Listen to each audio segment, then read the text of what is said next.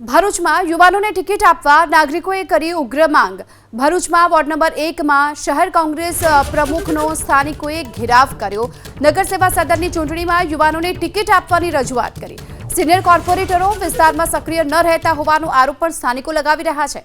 પ્રમુખ સલીમ અમદાવાદીએ રજૂઆત ન સાંભળ્યાનો પણ આરોપ। અડધી રજૂઆત સાંભળી શહેર કોંગ્રેસ પ્રમુખ અહીંથી રવાના થઈ ગયાનો આરોપ સ્થાનિકોએ લગાવ્યો। હવે બિલકુલ હવે રિટાયર્ડ ઉંમર થઈ ગઈ, હવે એમના આરામ જ કરવાનું।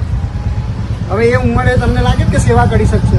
એટલે જે પક્ષ વિરોધી રહ્યા સલીમભાઈ, બિલકુલ એમની સોશિયલ મીડિયા પર હજુ પોસ્ટ છે એમની, એમને ભાજપની કોટીઓ પહેલી હવે એવા ઉમેદવારો માટે તમે લોકો એ કરો છો એટલે એવું આ લોકોનું કેવું એવું છે સલીમભાઈ કે ડિક્લેર થાય ને આ લોકોનું નામ ના આવે તો પછી શું કરવાનું? હું એવું નક્કી નહીં, પછી કોંગ્રેસને આ યંગસ્ટરની જરૂર નથી। હું એવું કહેવા માંગુ, આ આટલા બધા યંગસ્ટરની કોંગ્રેસને જરૂર છે કે નહીં? કોંગ્રેસ પક્ષને જરૂર નથી। હવે હું એવું કહેવા માંગુ, આ લોકોને પછી આપણે લોલીપોપ આપવાનું?